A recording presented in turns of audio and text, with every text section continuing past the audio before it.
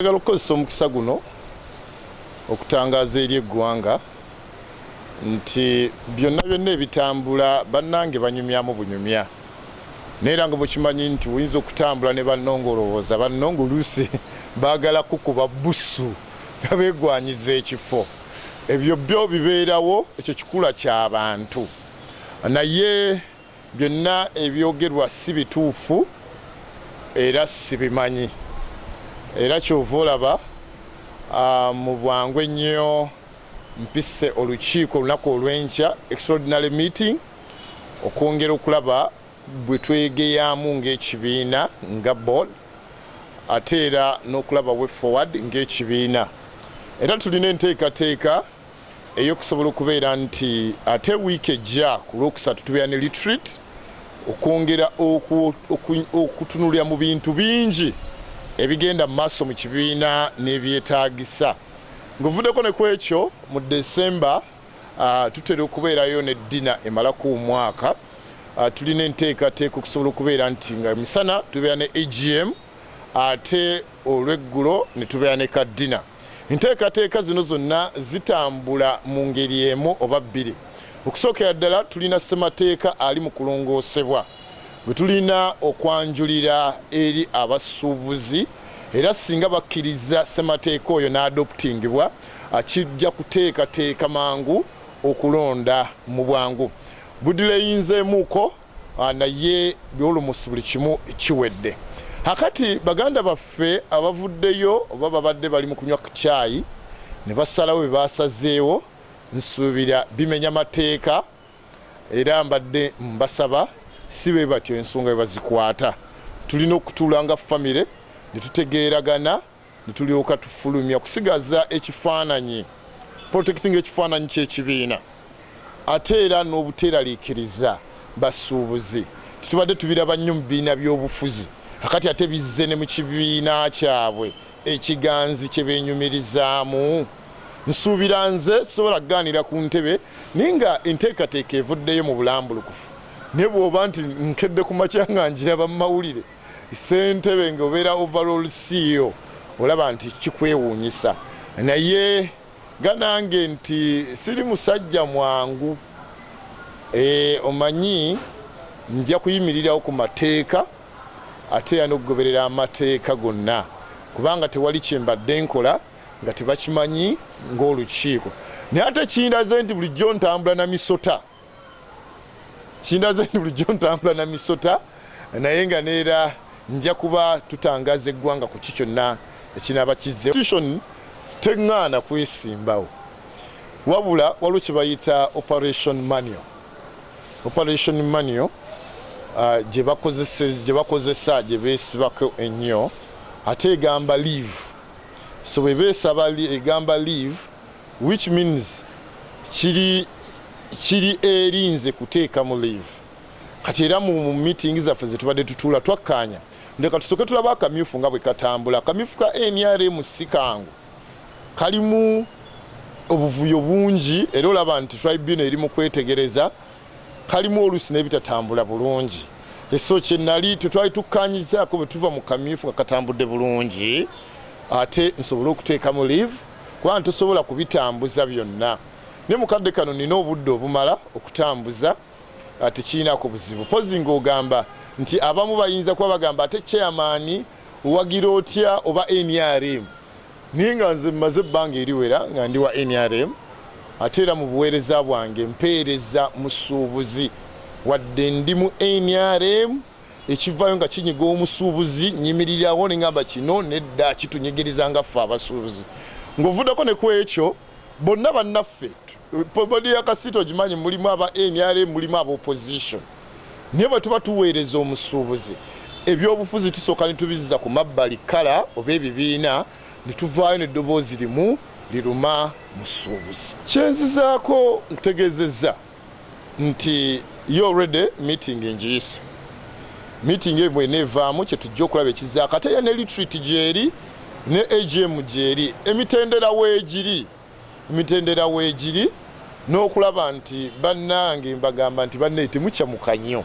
Entebe yeesi bayinza okuba bagyegwanyiza ate ne mu buweereza nnyinza okuba bwe mba mpeereza aliwo abamu benyiiza oluusi bw'omukwata ku ttooka omuntu w'abadde afunira naye nsuubira nti tugoberere emitendera emirambukufu obulungi okusigala nga tuli bumu ng'ekibiina ate nga tetweyuzizzayuzizzaamu. Tubirabye nnyo abantu mutambulira wamu olw'okubanga nti ensonga ekwatiddwa bubi ate nange sobola kulemera ku buweereza kubanga guno omulimu gwa bwannakyewa nze ate mbadde nsubira nti baalinjagalizza nnyo nti ate neeri mu buweereza bwe neegwanyiza ne bampagira nnyo nsobole okubeera ng'eri byonna bitambula bulungi ate tufune omuntu omulala asobola okuweereza. Ate era n'otutunulira nti twagala okubeera nga n'ekibiina kino twagala nnyo okusoosowaza corporate governance naye nti bwe kiba ekisanja batugamba kya myaka 5 naye ng'olaba mulimu bukyanga ekibiina kitandika emyaka kati gigendanga mu 25 naye ng'olaba ye okyalaba feesi y'emu. Is that corporate governance?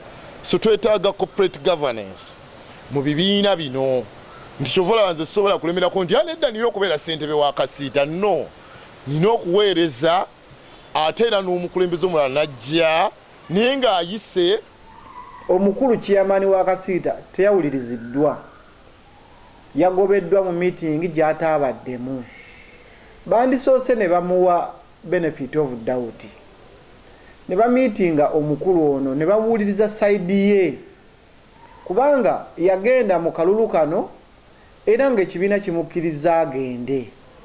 Kakati bandisoose ne bamubuuza ebiriwo lwaki bamugoba kuba ekyebuuzibwa bamugoba lwakuba yagudde oba bamugoba lwakuba yajjidde ku kaadi ya NRM.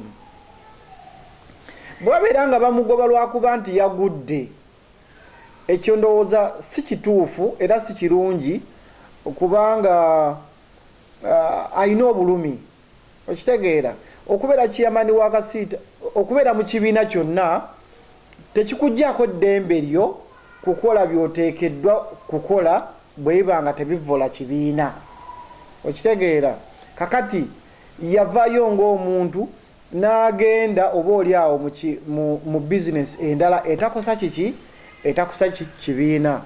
Ekyokubiri bwe babeera nga bamuggyeeko kubanga yeesimbyewo nga owa NRM ekibuuzo babadde baagala yeesimbyewo nga opozisoni okitegeera.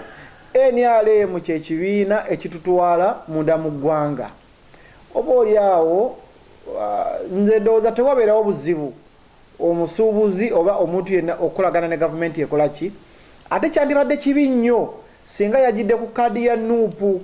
Infact awo yandibadde aleetedde n'abasuubuzi obuzibu gavumenti okulowooza nti kati abasuubuzi basupportinga nuupu naye bw'abanga yajjidde ku sayidi eya ruling gavumenti ndowooza ate kyera n'ab'ekibiina bennyini kyandibasanyusizza ne kibongera n'enkizo nti ensonga z'abasuubuzi zigenda kuba zikola zitya zigenda kuba zituuka.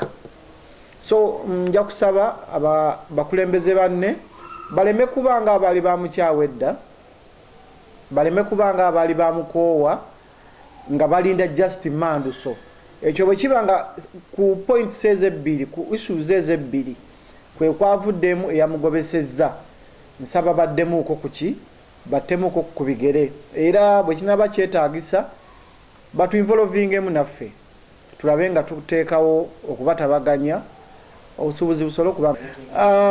Njagala okutegeeza eggwanga era njagala okutegeeza abasuubuzi bonna nti nga UNATA tetunnafuna bbaluwa yonna tetunnafuna information yonna effect mwe mugireese wano eraga nti Musoke Thaddeus yagobeddwa. Ekyo tetunnamanya kigenda mu maaso era nze ntegedde kati nti mukulu Ssekitto ate ye chairman omuki omujja kati situtegedde oba omwogezi yaani naye tugenda kwongera okunoonyereza tulabe butya bwe kiba kyetaagisa. Omuntu akulembera eno union yonna ey'abasuubuzi olina kubeera nga tolina kibiina mwogwa kubanga obeera oweereza abantu ab'endowooza ez'enjawulo oba n'abalina endowooza ez'enjawulo mu byobufuzi ne mu ngeri endala ate ye n'avaayo ne yeesimbawo mu kibiina ekimu ekifo na kye tumanyi nga Bannayuganda.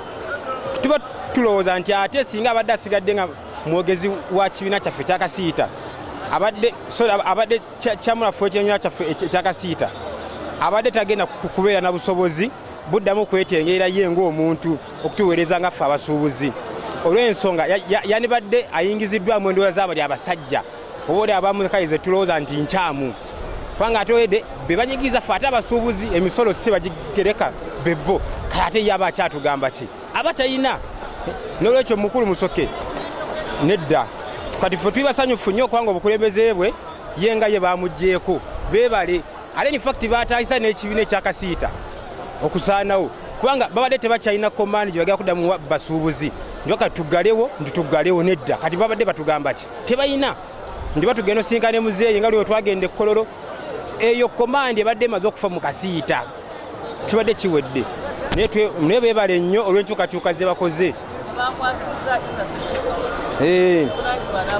Mwami Issa Ssekitto eyo nga ffe abasuubuzi tulinamu nnyo essuubi kubanga olw'ensonga n'omwaka ogwaggwaogwo twalinamu obutakkaanya wakati waffe ne gavumenti mu ngereka y'emisolo ne infiriizi we byaliwo twamulaba nga yayimira ku maggulu ga abiri mu maaso g'omukulembeze gw'eggwanga Mwai Museveni n'attaanya ensonga nga teyeetiriridde ng'omusajja nga talina katengo mu njogere ya kaakati. N'olwekyo ye tumulamu essuubi ddene nnyo ate okusinga kuno kubanga ono ye ne bamukyaza ku puroguramu emu ku TV emu olaba nga bali nga bamwawutubiitinze nga tasaana kwogera.